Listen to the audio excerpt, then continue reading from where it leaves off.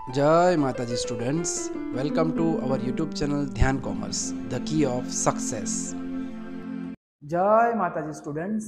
बच्चों, अब हम ऑब्जर्व करने वाले हैं हमारा chapter from taxation, that is income from house property. बच्चों, हाउस प्रॉपर्टी जो है वो हमारा ऑलमोस्ट, अगर हम कहते हैं 5 हेड्स में से एक हेड है। सैलरी आता है, हाउस प्रॉपर्टी आता है, इनकम फ्रॉम बिजनेस और profession, income from capital gain, and last में आता है 5th हेड जो कि इनकम फ्रॉम अदर सोर्सेज है। बच्चों, यहाँ पे खास हमें ध्यान रखना है कि हाउस प्रॉपर्टी में सबसे पहले जरूरी है कि इनकम हमारी टैक्सेबल तभी होगी जब हम उस हाउस प्रॉपर्टी के ऑनर होते हैं। अब ऑनर का मीनिंग वैसे तो हमें नॉर्मल में पता है कि नेचुरली, मीनिंग यहाँ पे मैंने मेंशन किया है, पूछते नहीं है एग्जाम में, ठीक है। Person in whose name the house property is registered is known as the owner of the house property. Registered होना चाहिए उनके नाम पे, तो ही उन्हें कहा जाता है ऑनर, एंड वो ही पर्सन लायबल टू पे टैक्स है हाउस प्रॉपर्टी का। अब बच्चों, वो टैक्स पे कब करेगा पर्सन, तो उससे रिलेटेड यहाँ पे हमें ऑब्जर्व करना है। यूजेस जो है हाउस के बच्चों 3 टाइप के होते हैं। Use number 1, to let out या रेंट। जनरली मकान हमारे पास होता है तो हम रेंट पे मकान देते हैं, ठीक है। एक से ज्यादा अगर आपके पास हाउसेज या हाउस प्रॉपर्टीज है तो अगर रेंट पे आप देते हो तो रेंट इनकम जो है बच्चों, खास ध्यान रखना है, वो हमारे हाउस प्रॉपर्टी के हेड में टैक्सेबल होगी। मगर आप कोई मकान अगर बेचते हो बच्चों, सेलिंग जो है वो हमारे इस हेड में नहीं आता है, तो वो सेल अगर करते हो तो वो कैपिटल गेन में इंक्लूड किया जाएगा। अगर कोई पर्सन जो है वो बिजनेस के लिए भी यूज कर रहा है, हाउस प्रॉपर्टी सेल करता है, परचेस करता है, ठीक है, तो अगर उस केस में है तो वो बिजनेस प्रोफेशन में आएगा।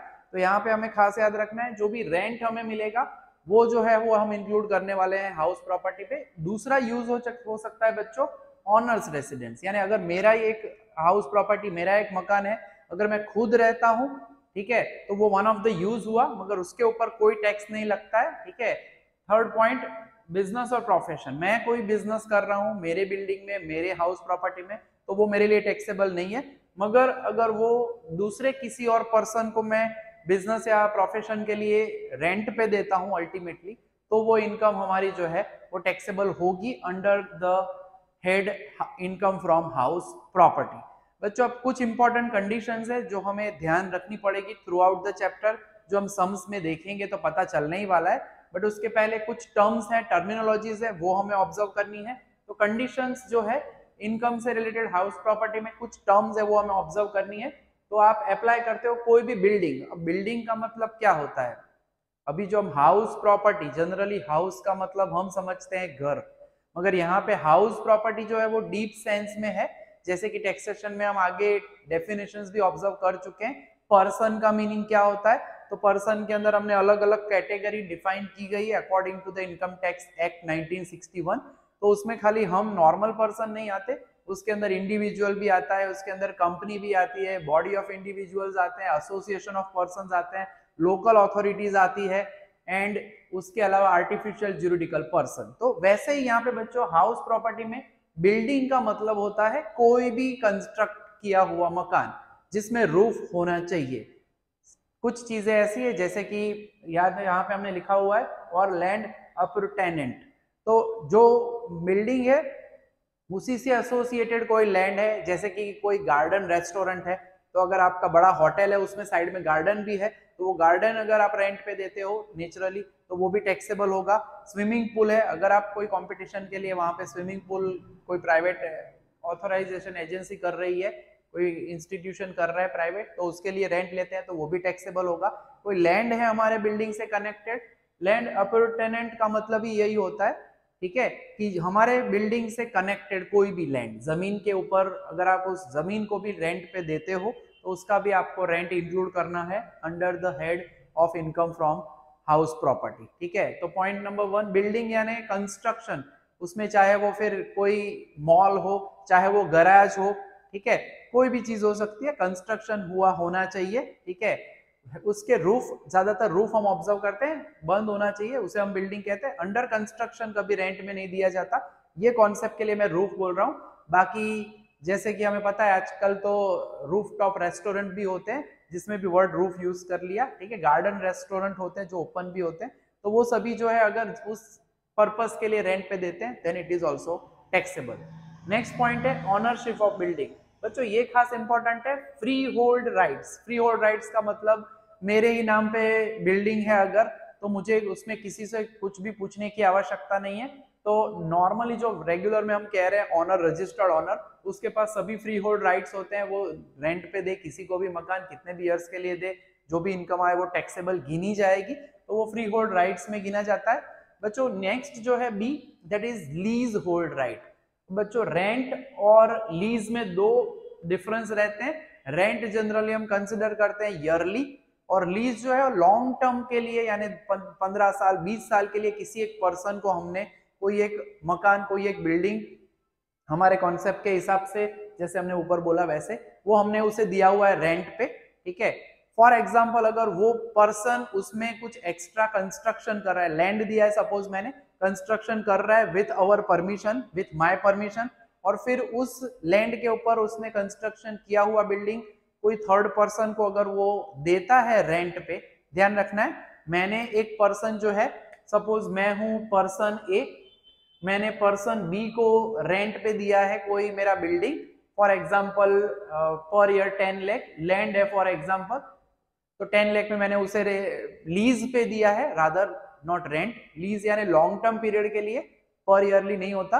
तो उस पर्सन ने कुछ कंस्ट्रक्शन किया, खास ध्यान रखना है वहां पे अगर मैंने सपोज 2 फ्लोर का बिल्डिंग उसे दिया है लीज पे, उसे जरूरत है थर्ड फ्लोर की, और वो थर्ड फ्लोर खुद कंस्ट्रक्ट करे और वो थर्ड फ्लोर रेंट पे देता है विथ माय परमिशन, तो फिर नेचुरली मैंने उसको लीज पे दिया है 10 लाख के लिए, उसको अर्निंग वहां पे मिलेगा कोई पर्सन सी को रेंट पे देने से, तो सी का रेंट उसके लिए टैक्सेबल होगा इनकम फ्रॉम हाउस प्रॉपर्टी, और 10 लाख तो नेचुरली मेरे लिए टैक्सेबल होने ही वाला है।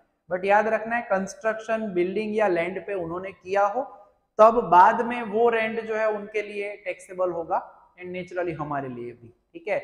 मैंने किसी को मकान दे दिया है, अगर वो मकान में 3 रूम्स है और 3 रूम में से 2 रूम वो पर्सन जिसको मैंने रेंट पे दिया है, ध्यान रखना लीज नहीं बोल रहा, रेंट पे दिया है, और उसमें से ही वो तीसरा रूम किसी और को रेंट पे दे, तो वो सब टेनेंट होता है, and it is not included in our head, वो इंक्लूड होता है इनकम फ्रॉम अदर सोर्सेस। तो बच्चों ये खास ध्यान रखना है, लीज होल्ड राइट्स, किसी पर्सन को लॉन्ग टर्म बेसिस पे हमने बिल्डिंग या लैंड दिया है, उसमें कंस्ट्रक्शन करके थर्ड पर्सन को अगर वो बिल्डिंग या लैंड में कुछ पार्ट अगर रेंट पे देता है, then that amount is taxable for that person be also, and हमारे लिए तो नेचुरली लीज की अमाउंट तो है ही, तो वो अमाउंट तो टैक्सेबल होगी ही।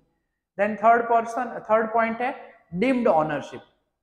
बच्चों डिम्ड ऑनरशिप का मतलब फॉर एग्जांपल प्रॉपर्टी जो है मेरी है, मेरी वाइफ जो है, स्पाउस जो है, हस्बैंड या वाइफ किसी एक के नाम पे बिल्डिंग हो और दूसरा पर्सन ही वो मैनेज कर रहा है पूरा, उसको रेंट पे दे रहा है, रेंट जो है अपने अकाउंट में नेचुरली सबमिट हो रहा है, वो टैक्स भी वही पे कर रहा है, तो वैसे तो वो ओरिजिनल ऑनर नहीं है माय स्पाउस, ठीक है, या माइनर चिल्ड्रन है, या जॉइंट में है, बहुत सारे ऑप्शन है, ठीक है, मगर खुद मेरी बिल्डिंग होने के अलावा वो पर्सन ट्रीट हो रहा है एज एन ऑनर, तो उसे हम कहेंगे डिम्ड ऑनर, ठीक है। तो उस टाइम में, उस केस में भी हम उसे अमाउंट को, हाउस प्रॉपर्टी की अमाउंट को गिनेंगे एज टैक्सेबल, ठीक है। अब बच्चों कुछ पॉइंट्स है जो हमें ऑब्जर्व करने हैं, अब याद ये रखेंगे, अभी नेक्स्ट में हम अभी थोड़ी देर में ऑब्जर्व करने ही वाले हैं कि टैक्सेबल अमाउंट कैसे कैलकुलेट की जाती है हाउस प्रॉपर्टी की, मगर उसके पहले हमें कुछ और पॉइंट ऑब्जर्व करने हैं। एग्जेम्प्टेड हाउस प्रॉपर्टी इनकम, कौन सी ऐसी इनकम जो है हाउस प्रॉपर्टी में से मिलती है, उस पे टैक्स जो है income tax department according to income tax act लेता नहीं है।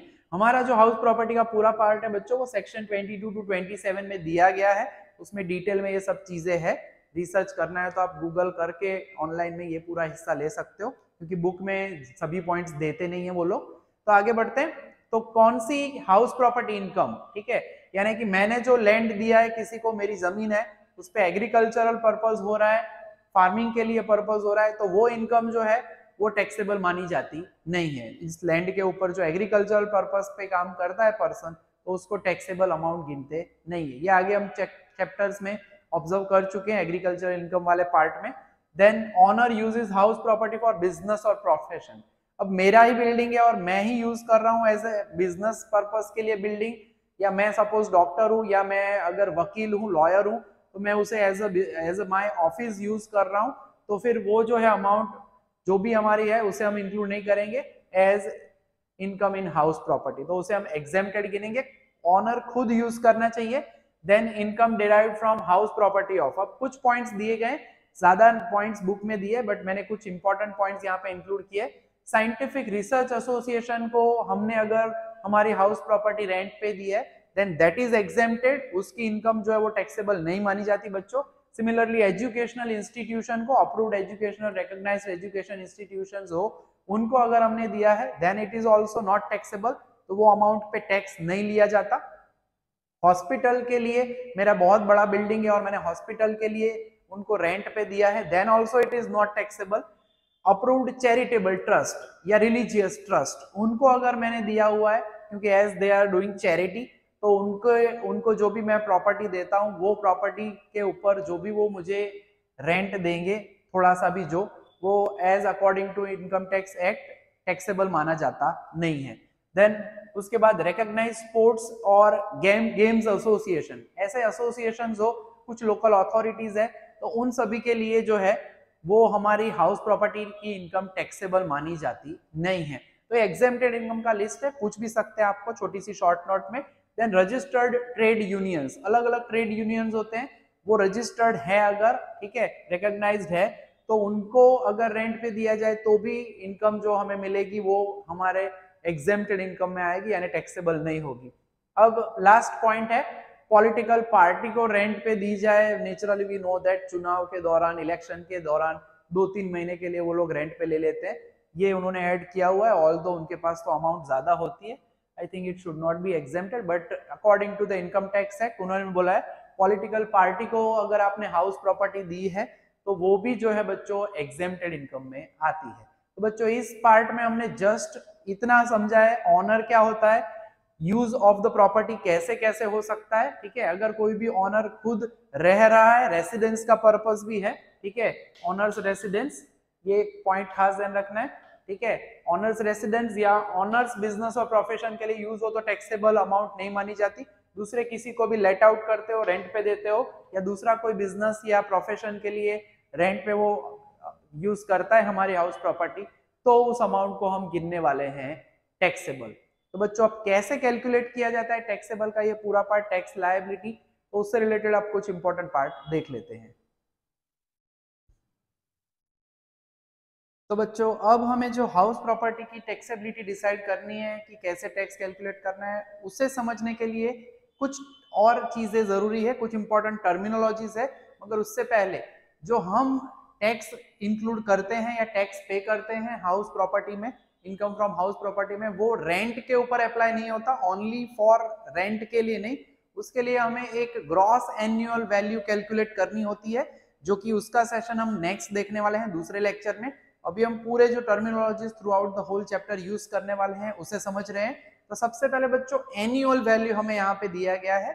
Annual value is nothing but जो पूरे ईयर में, प्रीवियस ईयर के दौरान हमने जो भी रेंट हमें मिला हुआ है उससे रिलेटेड टर्मिनोलॉजी को उसे हम कहने वाले हैं annual value. According to the book या according to the income tax act हम कह रहे हैं annual value of any property is deemed to be the sum for which property might reasonably be expected to let from year to year. Year to year जो भी हमें rent मिलता है, जिसे मैंने इजी वर्ड्स में लिखा हुआ है यहाँ पे, annual value is the fair and reasonable rent of the house property earned during the previous year for the purpose of income tax। तो बच्चों ये एनुअल वैल्यू कैलकुलेट कैसे करना है वो पार्ट हम देखने वाले हैं। अल्टीमेटली वैसे तो हम ग्रॉस एनुअल वैल्यू ढूंढेंगे, नेक्स्ट सेशन में समझाने वाला हूं, मगर उससे पहले हमारे पास जो भी हाउस प्रॉपर्टीज है, लास्ट अभी थोड़ी देर पहले हमने यूज देखा था, हाउस प्रॉपर्टी का यूज क्या हो सकता है, या तो हम लेट आउट पे यानी कि रेंट पे दे सकते हैं, टू लेट आउट और रेंट। दूसरा हमने बोला था यूज होता है फॉर ओनर्स रेसिडेंस, हमारे रेसिडेंस के लिए, सेल्फ ऑक्यूपाइड हाउस कह सकते हैं। तीसरा हमने बोला था बिजनेस या प्रोफेशन के लिए, ठीक है। अब हमें आगे बढ़ना है टैक्स लायबिलिटी के लिए। अगर टैक्स कैलकुलेट करना है अकॉर्डिंग टू दिस हेड, तो कितने टाइप्स के हाउस होते हैं हमारे, उसके पर्पस क्या है एनुअल वैल्यू के लिए, वो हमें खास देखना है। नंबर 1 है जो कि जनरल, हमें अभी तक तो जो हमने आगे डिस्कस किया उसमें आपको रेंट ही लग रहा है, ठीक है, मगर वो भी कैसे कैसे होता है। रेगुलर रेंट, पूरा मेरा जो भी प्रॉपर्टी है, बिल्डिंग है, या लैंड है वो मैंने पूरा रेंट पे दे दिया फॉर द होल ईयर। यहाँ पे जो भी हम कैलकुलेशन करेंगे that will be only for the previous year, assessment year, previous year, ये भी टर्मिनोलॉजीज हम समझ चुके हैं बच्चों।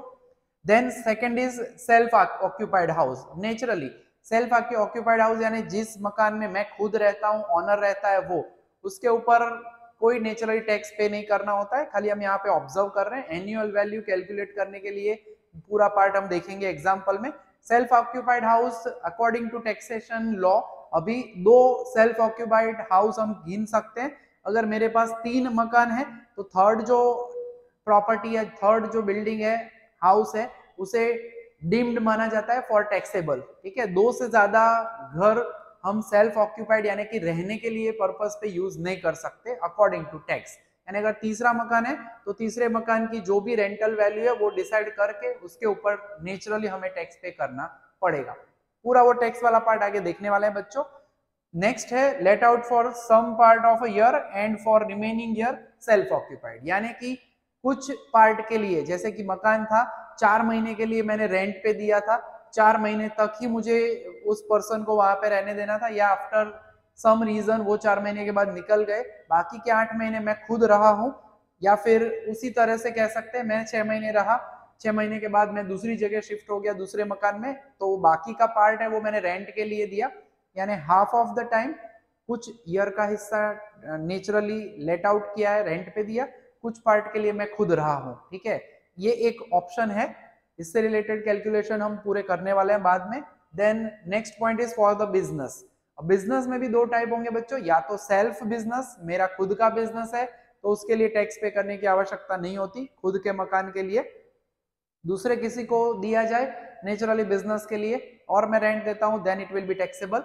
जॉइंट ऑनर, मैं हूं और किसी और के साथ मेरी जॉइंट ऑनरशिप है, तो मकान बच्चों कितने टाइप के हो सकते हैं, उसकी एनुअल वैल्यू कैलकुलेट करने में क्या क्या ऑप्शंस है वो सभी हम सम्स में डिटेल में देखेंगे। यहाँ पे हम आइडिया दे रहे हैं कि ओवरऑल कितने टाइप हो सकते हैं कोई भी हाउस प्रॉपर्टी है।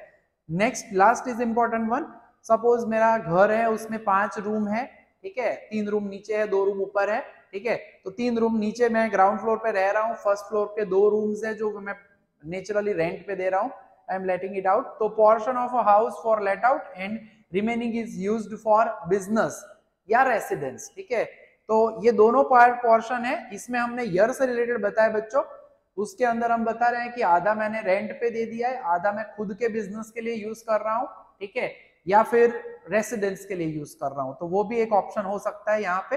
तो एनुअल वैल्यू के रिलेटेड यहाँ पे याद रखना है प्रॉपर्टी जो है क्या हो सकता है ऑप्शन अवेलेबल, तो यहाँ पे हमने 5-6 ऑप्शंस दिए हैं जो सम्स में हमें ऑब्जर्व करने होंगे, तब इसको मैं डिटेल में समझाऊंगा। ठीक है, अब कुछ इंपॉर्टेंट टर्म्स है जो throughout the whole chapter पहले हमें डिसाइड करना है, कुछ चीजें हैं जिसमें पहली 3 टर्मिनोलॉजीज खास याद रखनी है बच्चों, क्योंकि उससे हम डिसाइड करेंगे ग्रॉस एनुअल वैल्यू, जो मैं आपको नेक्स्ट सेशन में समझाऊंगा क्योंकि लेक्चर थोड़ा ज्यादा लेंथी हो जाएगा अदरवाइज थियरी है तो। फर्स्ट इज म्यूनिसिपल वैल्यू, कुछ जगह पे इसे म्यूनिसिपल रेंटल वैल्यू भी कहते हैं, MRV, हमारी बुक हमारी एडिशन के हिसाब से उसे हम कहने वाले म्यूनिसिपल वैल्यू। वैसे ही नाम से पता चल रहा है बच्चों कि हमारा जो ज्यूरिडिक्शन है म्यूनिसिपल एरिया है, जो म्यूनिसिपल अथॉरिटीज ने डिसाइड किया हुआ है कि भाई हाँ मकान का रेंट इतना होना चाहिए अप्रोक्सीमेटली, तो उस वैल्यू को अकॉर्डिंग टू म्यूनिसिपल अथॉरिटी जो रेंट होता है उस एरिया के हिसाब से, तो उस वैल्यू को, उस रेंट को कहा जाता है वैल्यू ऑफ हाउस प्रॉपर्टी। दूसरा है फेयर रेंट, जैसे कि मेरा मकान जिस एरिया में, उस एरिया में सेम 2 BHK का मकान पड़ोस में है, वो 8000 पे रेंट पे दे रहा है और मैं भी नेचुरली, अब मैंने बताया कि उनका मकान 8000 है, दूसरे जितने भी 2 BHK वाले हैं तो उन सभी के रेंट 8000 चल रहे हैं, तो अकॉर्डिंग टू दैट कॉन्सेप्ट मैं भी मेरा मकान जो है वो 8000 पे रेंट पे दूंगा, that is known as fair rental value, इसे FRV भी कहा जाता है, हम यहाँ पे उसे कहने वाले हैं according to our book fair rent. Then तीसरा आता है स्टैंडर्ड रेंट। बच्चों अब ये स्टैंडर्ड रेंट जो है वो डिसाइड किया जाता है according to rent control act. Rent control act के हिसाब से, जैसे मैंने अभी कहा था फेयर रेंट मैंने सपोज 8000 बोला है, तो स्टैंडर्ड रेंट यानी according to area, according to jurisdiction वो अलग हो सकता है। स्टैंडर्ड रेंट एक्ट आपको बता देते हैं सीधा, एग्जाम्पल में हमें कैलकुलेट करना नहीं होता, ठीक है, तो उस एक्ट के हिसाब से सपोज 8500 है स्टैंडर्ड रेंट, तो 8,500 से ज्यादा मैं उसकी वैल्यू कभी भी नहीं ले सकता। ठीक है, इन शॉर्ट ये जो स्टैंडर्ड रेंट आपको दिया जाता है वो according to standard rent control act है, तो उसके हिसाब से ही आपकी वैल्यू होनी चाहिए, उससे ज्यादा कभी होनी चाहिए नहीं। उसके बाद है एक्चुअल रेंट। अब देखो बच्चों, म्यूनिसिपल वैल्यू जो म्यूनिसिपल अथॉरिटीज डिसाइड करे वो, फेयर रेंट जो अड़ोस पड़ोस में जो मकान में रेंट चल रहा है वो हमने ऑब्जर्व किया, स्टैंडर्ड रेंट यानी इससे ज्यादा कभी कोई रेंट होना नहीं चाहिए, एक्चुअल रेंट। मगर एज वी नो ये तीनों रेंट चाहे कोई भी हो, लास्ट में तो नेगोशिएट जो भी टेनेंट है वो करता ही है।